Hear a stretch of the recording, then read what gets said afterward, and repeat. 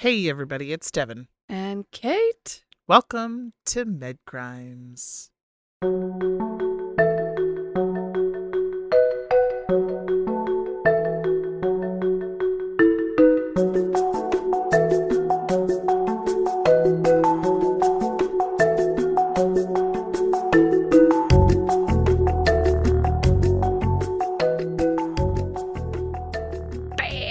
Boop, boop, boop, boop. Hi. What up? Hi. Happy every other Tuesday. It's nice to be back on schedule. I know, we You are know? on schedule. Yeah. It was 2 weeks ago today we were in the studio. Twas. This is now the studio. Or the pod lab. Mhm. Whatever we call this basement. My husband's awesome, and he keeps saying, you know what I'm gonna do? Is so his love language is doing things for me. He's not a very affectionate guy, but he'll do these nice things for me, which is amazing. So he's like, I think this is really important to you, so I'm just gonna build you a pod lab in the basement. I know, that's what I said. I was like, Bradley, yeah. I love your love language. He's like, we gotta get you some sheetrock and build you a whole shelf. situation. Yeah, a shelf. Can you put a shelf in there? So anyway, Brad, if you're listening, anytime is great for me. That works. So, David, I was actually, before you even had to talk about your husband's love language, I mean, we just had Valentine's Day, so give us a minute to talk about our husbands. I just worked an 8-hour day. Today is Saturday. Yes. I just worked an 8-hour day. Husband had the children all day, and here I am ready to go home, be mommy. And He says, no, you go. You go do your podcast. I'll see you at dinner. Our husbands do rule in that way. Yeah. What? And same thing for me today. Thank you, David. I was expecting to just try to bang out researching this episode in little intervals where I could. And then Brad saw me researching, and he's like, oh, I think I'll, you know what? Why don't I take the kids today? That way you're going to be researching for a while, right? I was like, I bet. Yeah. I mean, if I have the opportunity. So he just made sure to give me some time. Shout out to the husbands who are partners and are not making their much like us feel like we're alone in this parenting journey. Yes. Sometimes I see Facebook posts. Oh, I know. And they're like, so cringy. Oh, my husband this and blah, blah, blah. How miserable. And I wish he was a dad like that and yada, yada, yada. Like you, first of all, public. Seriously. Second of all, shout out to our husbands, because we are very lucky. We are not doing this right alone. No, we are in partnerships. We are in partnerships. Yeah. If you don't have one, go get one, people, because they're pretty good. Sign you up. They feel phenomenal. They really do. I wanted to give a second little shout out. Go. We talk a lot and give a lot of shout outs to nurses and all different medical relationships. Yeah. Professions. Yeah, thank you. Excuse me. It's been a long day. Yeah. I today want to give a shout out to all of our, whatever you call them, LNAs or CNAs. I don't think we've given them the proper respect that they deserve on this show as far as a spotlight. We talk about a lot of doctors, nurses, whatever.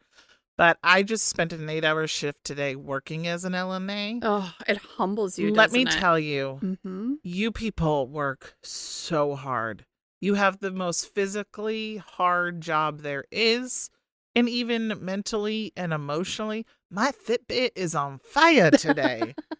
I didn't even know my step count went that high. I mean, currently it's 3:30 in the afternoon, and I am just shy of 30,000 steps. Yes, exactly. So for you people that do it day in, day out, over and over, kudos to you. And although you might not feel sometimes like you're appreciated, or that, you feel like your work is, somehow inferior to the rest of the work. I hear that all the time. Yeah, please don't feel that way, because I can't tell you how many lives you've probably saved, not only by the wonderful physical care that you give, but by escalating your concerns, because, you spend way more time with the patients than a lot of nurses. That was one thing I really enjoyed today and providers. Yes. Yeah. And you I can't tell you how many lives have been saved and how many near misses there have been just because an LNA saw something that they knew wasn't right and elevated the concern. You're the first line of defense to a change. 100%. Because you see these people day in and day out for more than just a quick few minutes. Mm-hmm. And you get to talk to them, and you're the people that notice those subtle changes that lead to the big things that are happening. Yes. And, I just spent 8 hours in your shoes today, and I wanted to just give you amazing kudos. I'm fortunate in a place where we work. There's a lot of nurses in where we work, excuse me, coworker. Thank you. That are willing to work as LNAs so that, we have this motto about not working short. And so everyone just pitches in where we need him. And it's such a great team thing. And so we have a lot of nurses who are willing to do LNA shifts, and it's a really good team thing. I love that about the team there. Me today, I kept telling them, listen, I'm not on the varsity team. I'm JV, but I can still do this. It means I'm capable on the JV team. I'm just not captain of the varsity. May take me a little longer. I may stumble. Yes. But I am here and fully capable. Yes. I love that. So that was my shout out today. You guys deserve your moment. So thank you for everything you do. You work really, really hard. And I'm exhausted. Yeah. You guys are a absolutely critical role in a lot of healthcare settings, and we appreciate the shit out of you. I wanted to just cross my legs, and I couldn't even pick my leg up. You're struggling. Anyway. The struggle is real. We have a Patreon. Would you care to announce? Yeah, I would. Okay. Kirsty Harp. Hey, welcome Kirsty to Harp. The family. Oh, Kirsty. I'm the shout out queen today. Welcome, Kirsty. Do you play the harp? Ooh, that's what she is. She's like a little nymph that sits by the water and plays the fucking harp. Nymph. Yeah. Good for you, Kirsty. All right, Kirsty. Welcome. We love you. So I have no idea what we're talking about today. We are going to start talking about MK Ultra. Oh, that's right. You did tell me we were going to talk about this, and I have no idea about it. So I probably should know, but I don't. I had heard vague things about it in the past, but didn't really get deeply into it until we really started doing this podcast. And I've gotten some requests from people for us to sort of do a deeper dive. And I've learned a lot, and wow. So if you guys are not familiar with MK Ultra, this was an illegal, quote, research program, which was designed and executed by the U.S. Central Intelligence Agency, aimed at developing procedures and drugs that could be used in interrogations to weaken subjects and essentially force them to tell the truth, force them to comply, force people to do things that they really didn't want to do or would never want to do. Almost like a hypnotism? Well, there is hypnotism involved. They use several different methods, and we're going to talk about all of that stuff.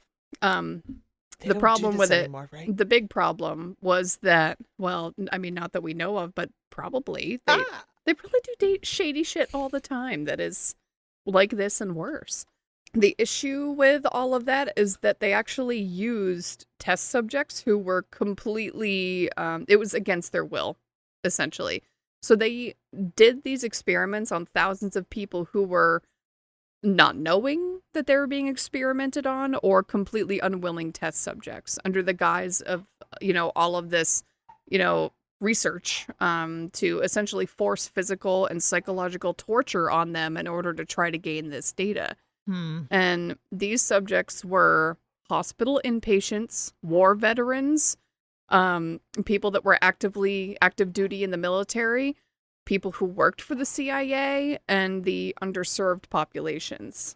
Essentially, they were searching for ways to, disarm spies and effectively brainwash people that they wanted to brainwash. And this occurred in the 1950s into the 60s.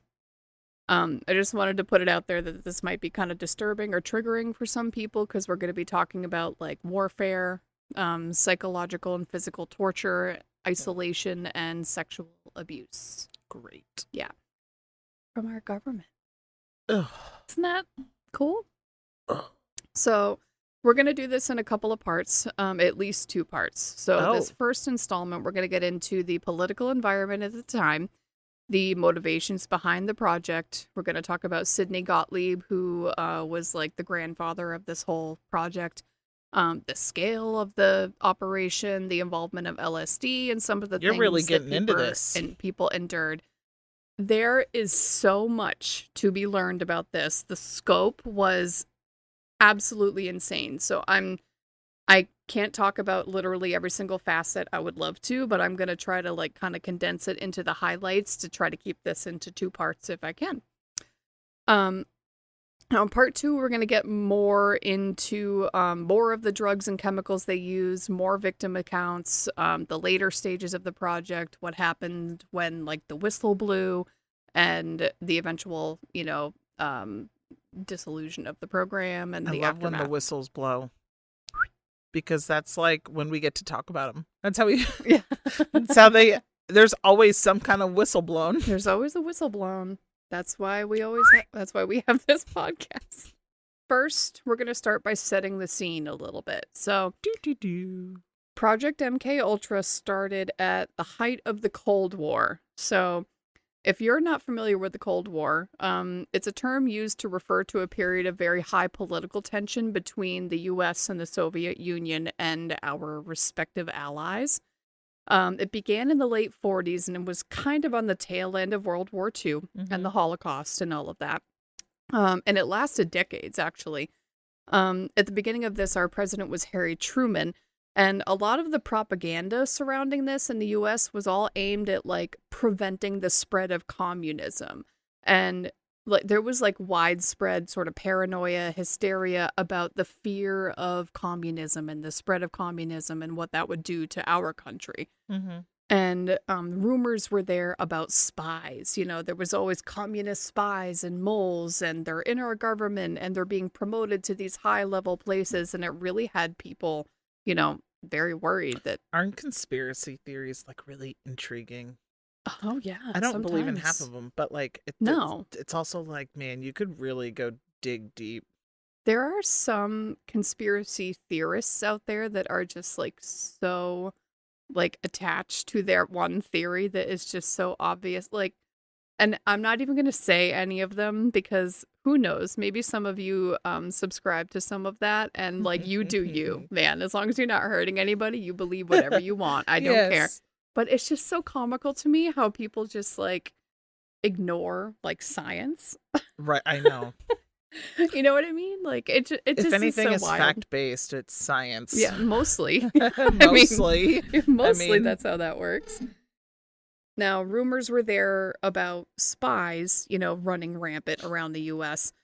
And there was paranoia also among the agencies in the U.S., like the CIA, the FBI. And the U.S. had just lost its monopoly, if you will, on nuclear power to the Soviets. And so this was very anxiety-inducing to our government. And the Soviet Union always seemed to have information that they really shouldn't have on stuff that was just like heavily under wraps. So that's unsettling. Well, it is, and it was very unsettling for the top CIA officials at the time too, because they were like, well, there's no other way other than like a mole must have infiltrated this, or we must have, people in high level places that are communicating with the Soviet Union. So, I mean, I understand their fear, but I mean, we were just like really clinging to, that privacy and that power and, anything that was going to weaken us in the eyes of the Soviet Union. We didn't want that to happen. Right. So, additionally, the Korean War had kind of just ended or was ending around this time. Prisoners of war were kept during that time.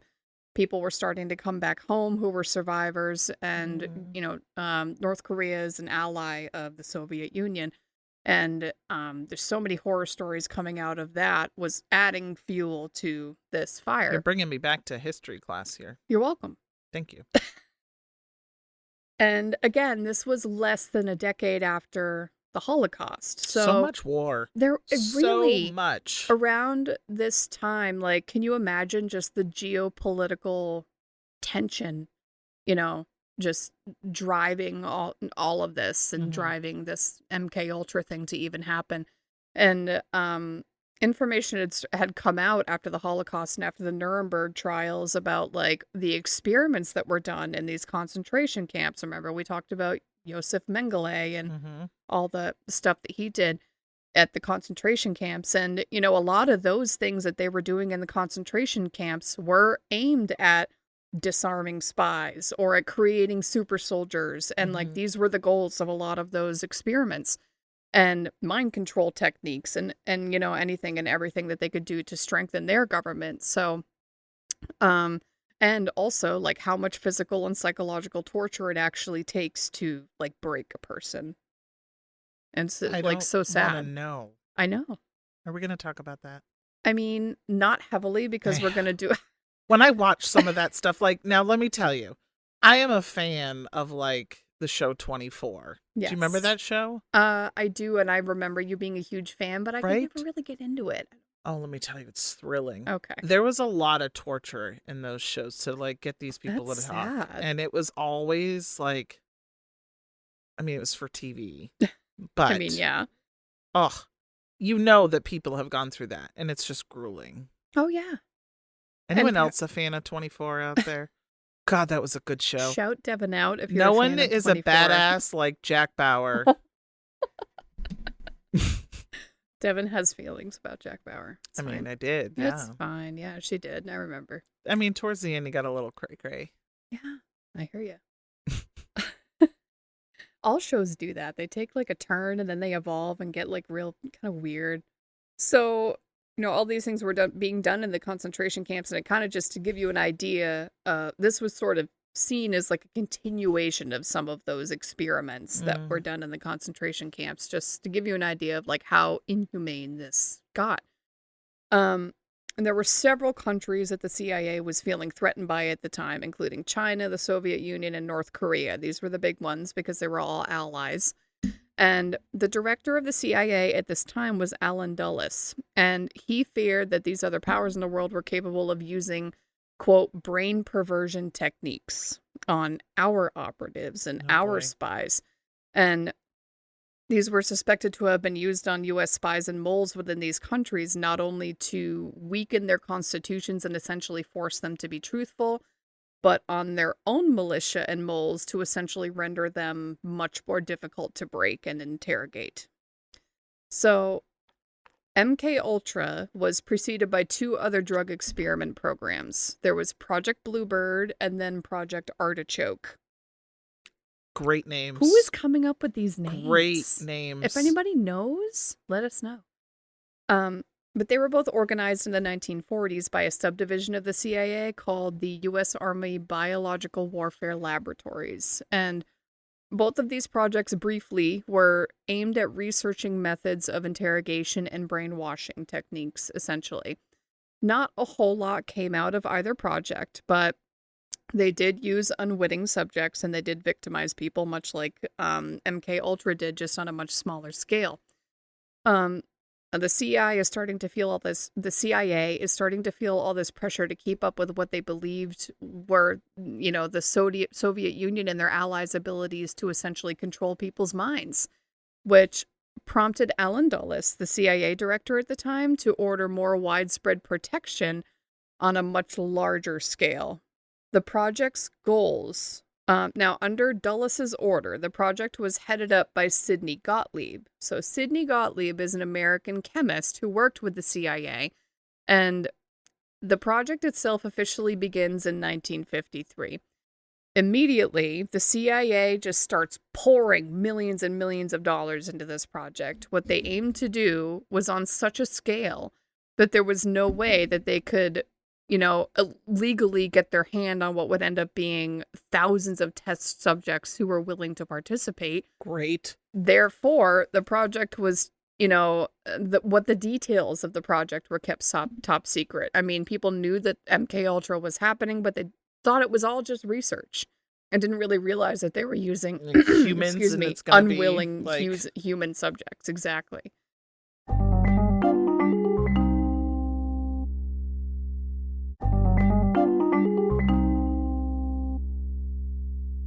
So, Gottlieb believed that in order to obtain control over someone's mind, you had to first, quote, blast away the existing mind, end quote, and then blast away the existing mind.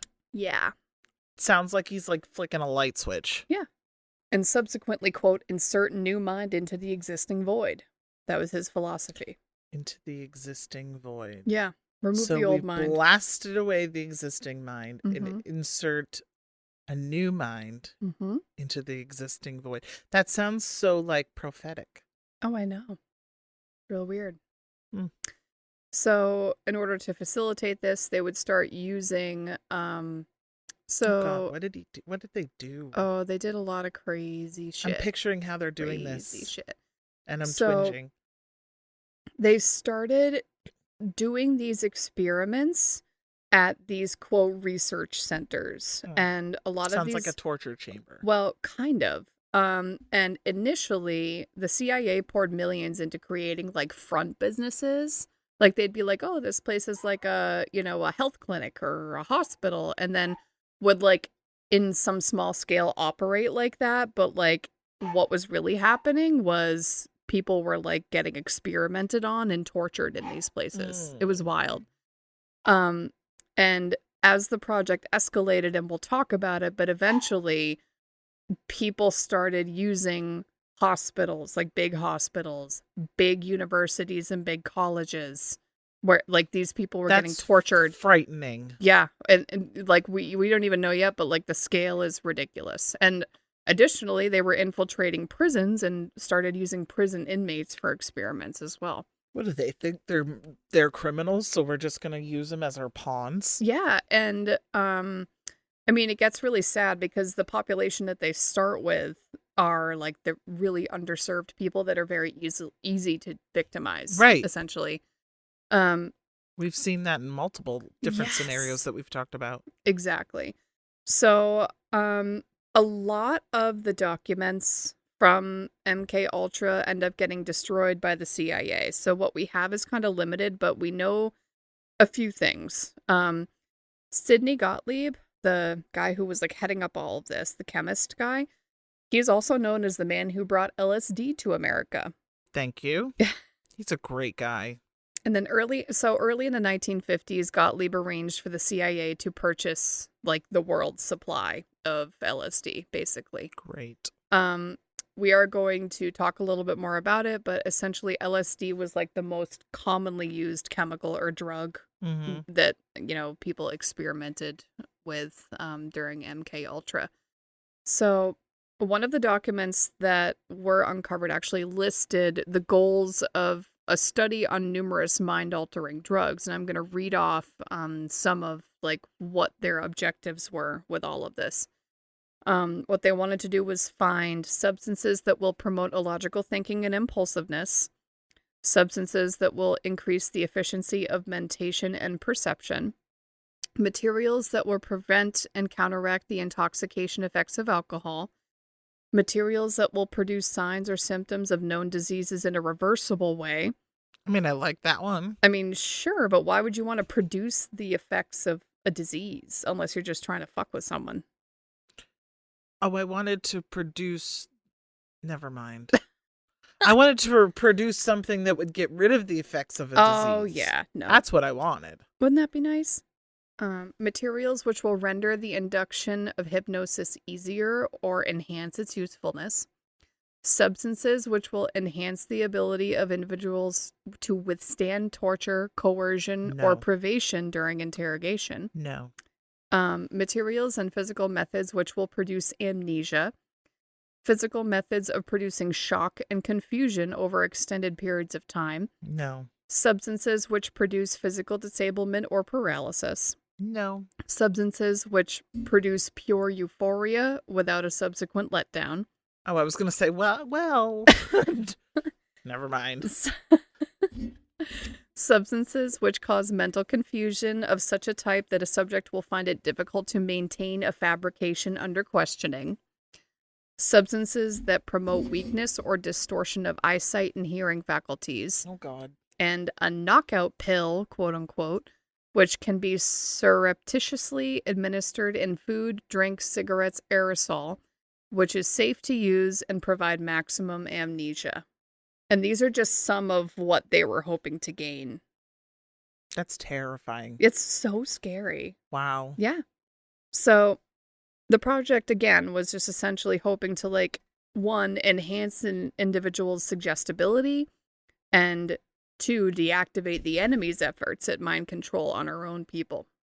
Wow. So Gottlieb was left to head up this massive operation completely unsupervised. Whatever he asked from the whatever he asked for from the CIA, he got it in terms of funds and logistics. He was a chemist and not a physician.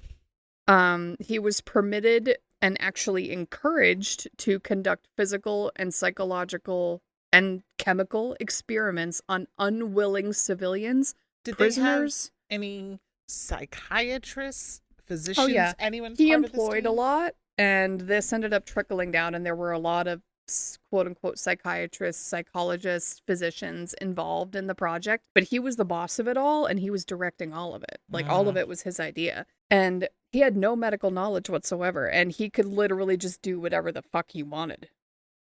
No, which you is can't, kind dude. of scary. No, you can't. No, you can't. Can't This do guy that. could. This guy could do it. So, like I had said, MK Ultra was, not by any means like a top secret thing. It did have a media presence. People knew that there was this thing called MK Ultra that the government was working on, but nobody really knew. Again, They didn't know the extent of what it was. no, they didn't know. They knew it was a research project, and they thought it was pretty benign and that it was all drug research, maybe some animal testing, but nobody ever really put it together that they were using unwilling human test subjects for this. So, just as a side note too, nobody really knows how many victims there are because so many of the records got destroyed, but it's probably tens of thousands, if not hundreds of thousands, realistically. Wow. Yes. Now, additionally, the subjects often did not know what was happening to them, as was all research from MK Ultra. There were reports that some people would be offered a chance to participate in like a quote medical research project and then be subjected to way more than they bargained for. Soldiers in the army were assigned to be subjects in these research projects, and most of what's reported was aimed at erasing true memories and planting false memories. And that's so fucked up. It's so messed up. And then also trying to extract information from people via various methods. Another weird thing that they really wanted to do was like find ways to send people on quests or like have people do tasks against their will that they would never do. What? And then erase their memory completely. Like, then they wouldn't even remember doing what they would never do in the first place. Exactly. They wanted to create essentially the like thought of this is wild. Like the Manchurian Candidate is what they wanted to create, which is like people who carry out tasks against their own wills completely unwittingly because they're under the influence of mind control or brainwashing, essentially.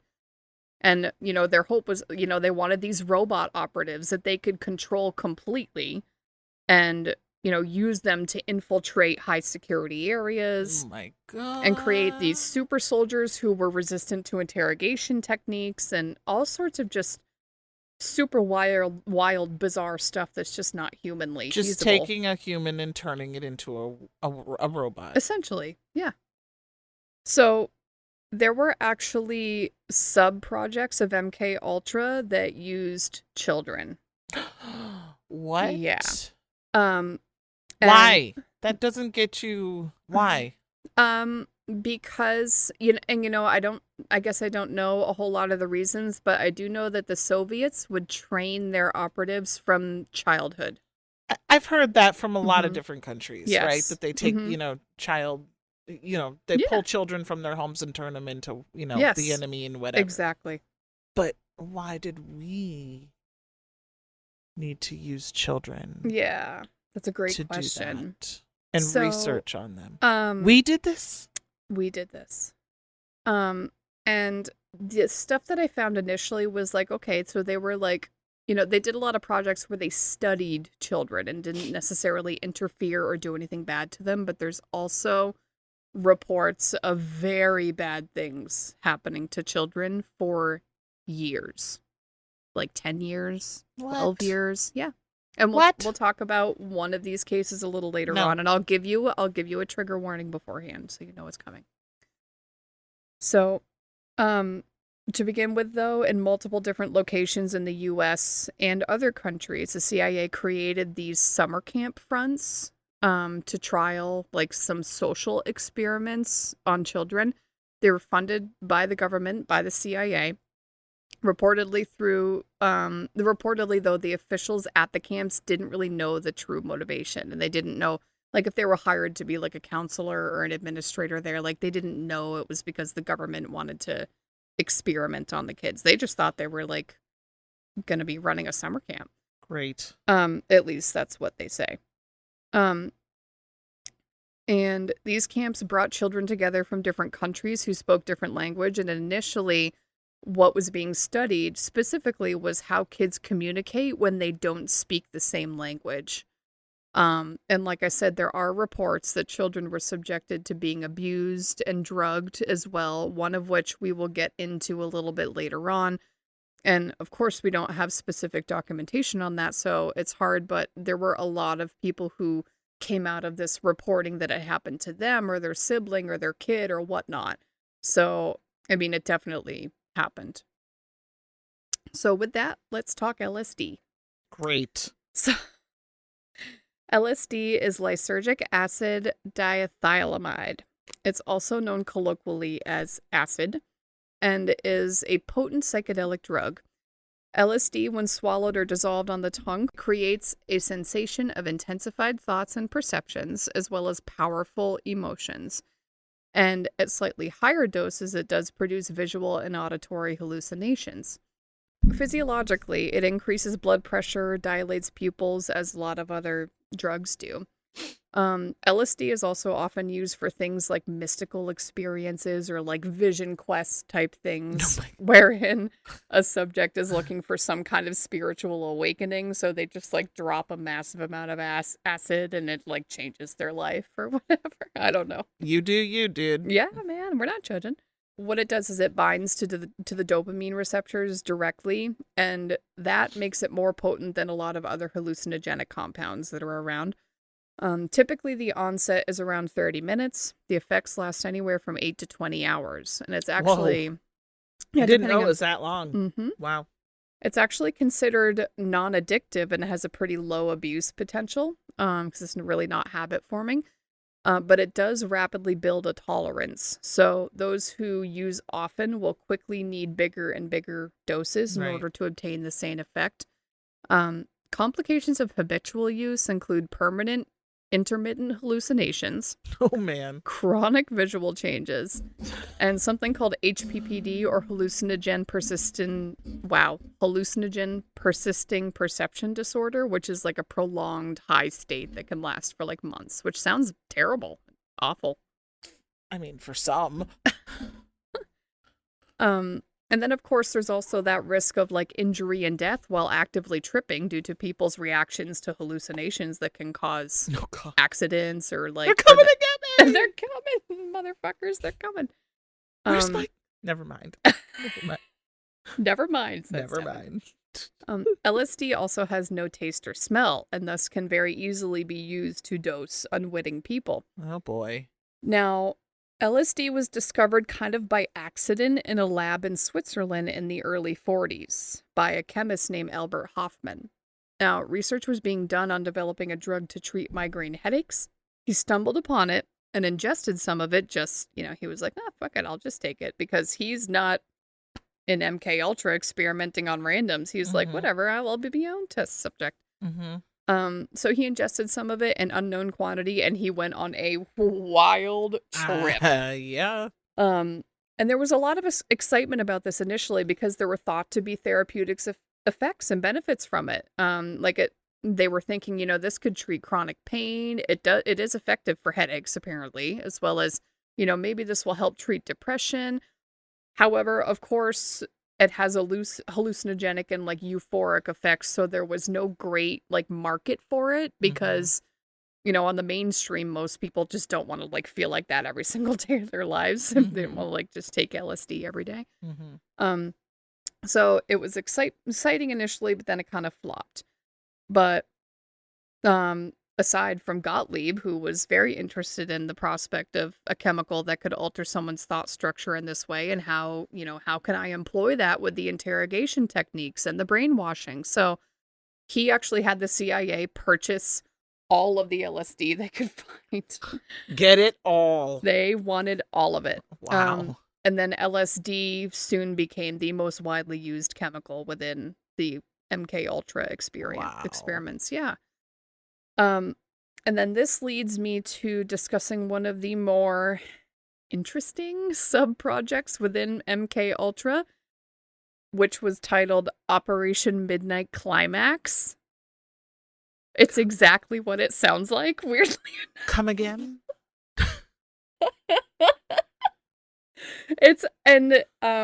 I'm cackling because of the absurdity, not because of the nature of the experiments. It's actually it's quite awful what they did. I just sometimes react with uncomfortable laughter when something is this fucking absurd that it even happened in this recent history in our government, and we're supposed to be a civilized country. So pardon my weirdly placed laughter. So the CIA, under Gottlieb's direction once again, started setting up these safe houses in a couple of different spots across the country. There were a lot in California. There were a few in New York City. And they turned these safe houses into, like, brothels. Okay. And the objective was to find out the effects of high doses of LSD on non-consenting subjects. Oh, great. So they actually hired sex workers. CIA did. The CIA hired sex workers to lure unsuspecting subjects back to these safe houses and essentially offer them sexual favors and poison them with LSD. And, these were completely unsuspecting people. Now, they would be in these rooms with, like, one-way glass where there would be, like, a mirror or something. So wait a minute. So they're unsuspecting people to the LSD, but not to the brothel, essentially. Oh, no, they fully are like Johns. Like, they're expecting to go and like, pay for a sexual experience. Right. But they did not agree to go there and be try victimized. LSD and get. So, they would go in these rooms that have some kind of one-way glass somewhere, like maybe there was a big mirror or something, and, these people have no idea what's happening to them at first. And whoever's in there with them would offer them, like, a cigarette or a drink or something with LSD in it, and then perform the sex act with them. And then once the drug took hold, officials would, like, watch them and take notes and see what they would do and what would happen, and then start, like, conducting these crazy experiments. And obviously there was an objective at play here to like, kind of play with the idea of, like, having spies using sex to disarm people and have people let their guard down and and things like that. So now these sex workers that did this to people were trained in then administering testing and questioning on these people after the LSD, like, took hold. Devon's fucking face right now. So they were really, like, CIA agents who were having sex with people for the sake of these experiments, posing as sex workers. Usually when you're posing as someone, there's a certain point that you stop because you're just posing. Well, yes. Apparently not then. Not then. These people were then sometimes subjected to being fed subliminal messages over and over. And like, they were sort of trying to attempt to provoke people into performing illegal acts like robbery, assault, assassination, just to see if they could get people to do these things. They're trying to see what would stick. Yes. And some of these subjects were dosed with LSD and kept isolated and imprisoned for months. Whoa! Like, they would just keep people and imprison them for months, just to test and see what would happen with the combination of consistent LSD dosing and isolation. Again, our government? This is the United States government not that fucking long ago. So, like, wasn't there, like, missing persons reports? Oh, yeah. Anything? Mm-hmm. And, like, we knew where they were. Yeah. Mm-hmm. Are we going to get shut down? Maybe. Is the government going to listen to this and shut us down? You guys, we're a really small podcast. Don't shut us down. Also, there's a lot of podcasts out there about MK Ultra with a lot more listeners. You guys go after the big fish. Let the go little get fish the big swim. fish. Yep. I'm just so like I know. floored. And Devon's I'm like, Devon's like, are they listening to us right now? are you here? Are you here? It does get kind of trippy though, because their reach is like absurdly crazy like that. Because like there's a lot at play here. Oh, 100%. And it's like, wow. Wow is I just don't even know. So now you're seeing like, well, this I mean, is I'm how picturing wild. watching the news with missing persons and like all of a sudden these hundreds of people disappear and the government knows where they are. A CIA agent probably just had to like pick up the phone and call the local police department or And be whoever like, they had "Shut there this and be down?" like, you guys need to shut this down, and then, you know, either pay the family money to keep their mouths shut or sure. know, Yeah, let's just I swear though, I'm sure that's probably what happened. Like their reach, their influence is just so massive. Like we can't even really comprehend what they're capable of. That's scary. I mean, the fact that this went on for 10 plus years. Wow. It says that. Makes you wonder what's going on now that we're going to talk about in 10 years. Well, I know, it's so true. Again, don't shut us down. Don't shut us down. Please keep us going.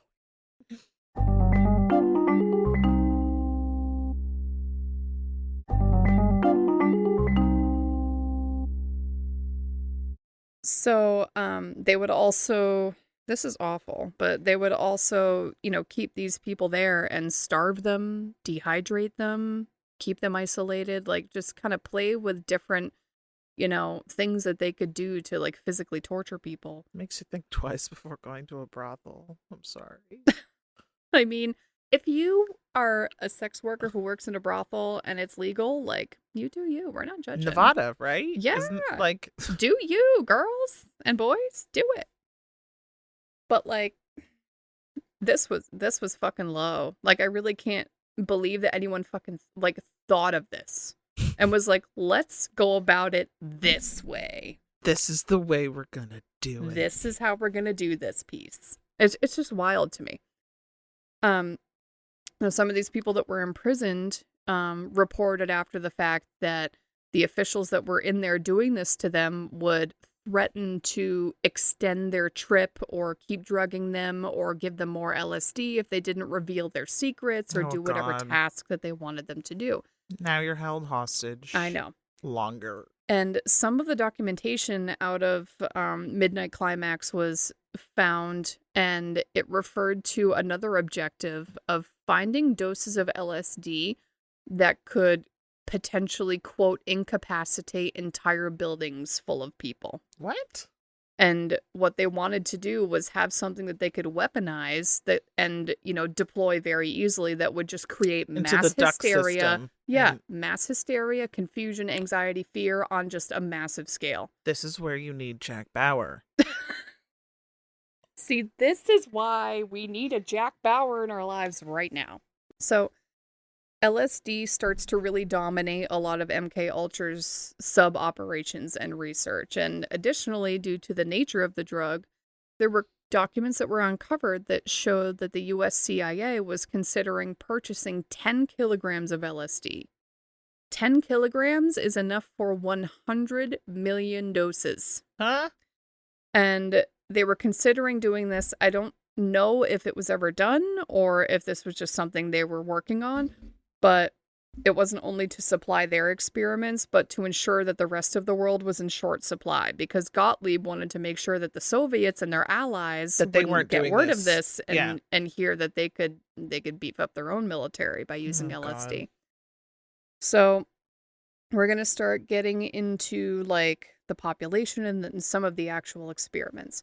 So initially, once things really got going, Gottlieb and his staff started targeting people early in the project who they felt couldn't fight back, like we discussed. So early programs victimized random civilians such as homeless people, sex workers, impoverished people, drug addicts, patients in psychiatric facilities, and prison inmates. And drug addicts were bribed reportedly often by they would offer them more heroin. They would say, "Oh, well, if you take X amount of LSD and let us watch you, we'll give you some heroin at the end of this." I mean, just like totally That's so sad. so Feed their sad. addiction to Yeah. get what you want. Yeah. They gave zero fucks. No. And then in one well-known case, operatives in the CIA dosed a patient in a psychiatric facility with astronomical doses of LSD for 174 straight days. Oh my gosh. Just to see what would happen. So-called doctors would just sit there and take notes, and by the end of it, it was said that that person just was completely out of touch with reality, was chronically hallucinating, had no sensation of time or place. That is awful. I mean, just totally broke that person. 100%. Mm-hmm. So it started getting more exhaustive to find and victimize people that were more underserved. So the government began experimenting on their own as well. So, like I said, CIA agents and operatives and people who worked for the CIA were becoming test subjects. Doctors who worked for the projects were experimented upon. And they started forcing soldiers into these situations too.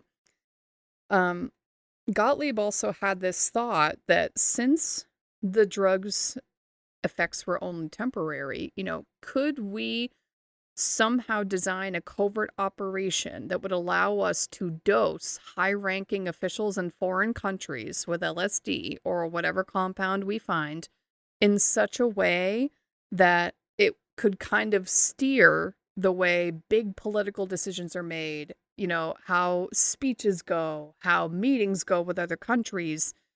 And their hope was that this would give them huge control over decisions made in these countries, which, to us, it just sounds so absurd. Like, that's never going to happen. Like, what? Like, that's never going to head. happen. So this was his dream, though. Like, how could I take someone's mind, have control of it for a minute so that they could get the outcome that I want. Exactly. To get the outcome that I want, make them say or do whatever I want them to say, have no memory of it, and just shut it off when I'm done. Like, how could, guys, that's not possible. Was this Scot-free guy on LSD? Gottlieb during this whole thing? Because I feel like you got to be tripping on something to think this shit's going to work. I mean, you would, yeah. Kind of seems like, yeah. What euphoric thing is he doing? I don't know what he's doing, but I can do this. It's wild that anybody even had these ideas. I mean, they were feeling desperate, I think, and they were feeling like, they were at the brink of nuclear war, and these enemy countries have all this information, and we're scrambling and trying to come up with these absurd fucking ideas, and how are we gonna make these crazy ideas a reality? It just is wild to think that this ever happened. It's crazy. So, So what he started doing was having unsuspecting people dosed with LSD. So it wasn't just people that were captured and in these experiments. He would try to dose people under what he called normal circumstances. Like, what happens if I give LSD or other chemicals like DMT, cocaine, cannabis, morphine, and other, all these other sorts of compounds to people when they're just going about their normal day? Because that's what he would have to do. Like in the grocery store. Exactly. Walking down the street. So what they did was this would mean that CIA employees would essentially show up to work, unwittingly receive some kind of cocktail, and other operatives were designated to watch and monitor the situation and just see what happens in these circumstances. So at one point, I mean, this became so widespread within the CIA that a surprise acid trip had just become something of an occupational hazard because you work in the CIA. Sorry. Yep. Sign here. It might happen every once in a while. And that's the thing. No consent from anybody. They just did not give a fuck. And it actually, somebody who, there was one report of a guy who had received a massive dose of LSD in his morning coffee when he was at work. and ended up, running out of his office building into traffic, thinking he was seeing monsters in every passing car, almost got hit by a car, ended up in the hospital because he did injure himself. Like, ridiculous. This is ridiculous. It's laughable because, like, we know this would happen. You know what I mean? Mm-hmm. So eventually this particular objective did end up getting dismissed because it seemed that under these circumstances, everyone kind of had a different reaction, and the data was all very inconsistent, obviously. So they were like, meh, let's stop. Meh. So this theme did kind of become a common discovery over the next few years with the LSD, in particular during this project, and eventually they did move away from prioritizing LSD because the results were so inconsistent, because people just react to it differently, and it was all different based on, what other drugs they had, what they had to eat today, how much do they weigh, how old are they, it's just all too inconsistent to predict. Because we're humans. Because we're human beings. So, they started using... So they moved away from the LSD a little bit. They started using more physical and psychological tactics as well as a multitude of other drugs. Many of these people in these experiments reported that they were subjected to isolation and high doses of LSD like other people have. The effects that they reported were a complete loss of perception of time and space, as well as ongoing hallucinations, difficulty discerning hallucinations from reality, and even complete psychotic breaks. This makes me feel like I'm a schizophrenic or something. Seriously. Mm-hmm. Yeah. So the following 30 seconds ago or so, we are going to be discussing in detail an account of a woman who was imprisoned and abused as a child. So this might be some kind of triggering for some. So fast forward like a minute or so if you need to. Now, one individual whom is referred to in reports as D. Nicola, which I'm not sure if maybe that's her last name or a code name, was reportedly subjected to torture under MK Ultra when she was just 4 years old. What? Beginning at age 4, but going on for way too many years. These experiments were apparently conducted within Kansas City University at the time. And she reported that there was a doctor there that worked with her. He went by the name Dr. Green. And she states that, quote, Dr. Green had electrodes on my body, including my head. He used what looked like an overhead projector and repeatedly said he was burning different things and images into my brain, while a red light flashed aimed at my forehead. In between each sequence, he used electroshock on my body and told me to go deeper and deeper and deeper. While repeating each image, he would go deeper into my brain, and I would do whatever he told me to do. I felt drugged because of what he had given me in a shot before he started the procedure, end quote. So she was reporting that she was also forced through hypnosis, drugs, electroshock, and this is really rough. She even had her joints dislocated as a means of torture. This went on for years. Oh. In fact, she reports that between the ages of 10 to 14, so we're talking 10 years here that she underwent all of this. She states she was kept in a cage near Dr. Green's office. She believes, looking back, that the U.S. was trying to turn her into some sort of super assassin or something. She reported needing to go through therapy for 12 years in order to even be able to function in society, and she endorses multiple mental health issues as a result. How incredibly disturbing is that? And if this happened to her, this happened to a lot of people. Children. So at one point you were reading this stuff and I wanted to just be like, I can't. I'm taking I my know. headphones She off. almost did. And she then I almost realized I'm still going to fucking hear you because we're in the same room. And I'm like, there's no way I cannot listen to this. Because that was awful. Devon can't escape. That was awful. So that was the worst part. We're through with the worst part. I'm sorry about that. There is a really there's another disturbing account coming up shortly. I want to go home to my 4-year-old son and just I know. You have a son who's 4. So do you. I do. So, another subject who is referred to in available documents as Ruts, again, I'm not sure if this is a code name or a last name, reports that she was placed in a cage hanging from the ceiling while being deprived of food, water, and clothes. At one point, she recalls being told that an hourglass with sand would start every single time she talked about MK Ultra. Then, when the sand ran out, she was told that she would have to, trigger warning, suicide, that she would have to kill herself to prevent her from telling anybody about MK Ultra.